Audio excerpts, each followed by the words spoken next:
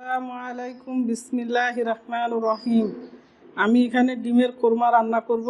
তার জন্য ডিম সিদ্ধ করে সিলে রাখছি। আমি এখন ডিমের কোরমাটা রান্না করতেছি, আপনারা দেখুন। এখন আমি ডিমটাকে ভেজে নিব।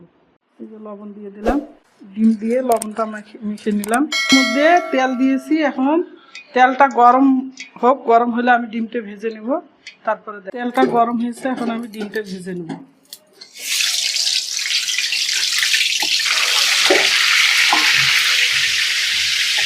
ডিমটা একটু হালকা করে ভেজে নেব, বেশি ভাজবো না।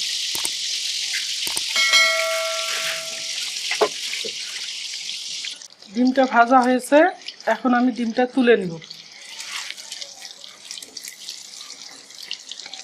এই যে হালকা করে ভেজে নিয়েছি, আমি এখন পেস্টটা দিয়ে দিলাম তেলে।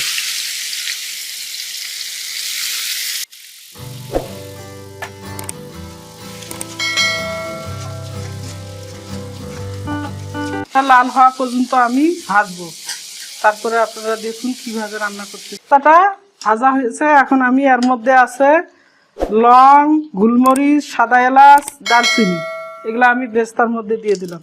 এখানে পেস্ট বেটে রেখেছি, এই পেস্ট বাটাটা আমি দিয়ে দেব।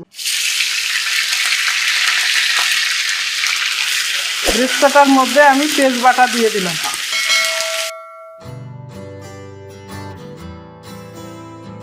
আদা বাটা পরিমাণ মতো, সামান্য একটু পানি দিয়ে দিলাম, মশলাটা যেন না পোড়া যায়। মরিচ গুঁড়ো পরিমাণ মতো, ধনিয়ার গুঁড়ো, জিরা গুঁড়ো। মশলাটাকে ভালো করে একটু কষে নিব। আমি হাফ লিটার দুধটা এর মধ্যে দিয়ে দেবো। এখন এটাকে আমি সুন্দর করে নাড়াচাড়া করব। লবণটা দিয়ে দিলাম পরিমাণ মতো। ডিমের কোরমাটা এখন আমি দুধটা না ঘন হওয়া পর্যন্ত আমি এখন ঢেকে রাখবো।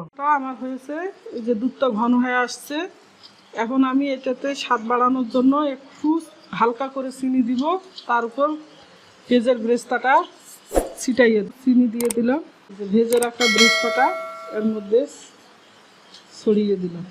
কোরমাটা আমার হয়েছে, এখন আমি নামাই নেব। কোরমাটা আমার রান্না শেষ। দেখলেন তো, প্রথম থেকে শেষ পর্যন্ত আপনাদেরকে পুরো ভিডিওটা আমি দেখালাম।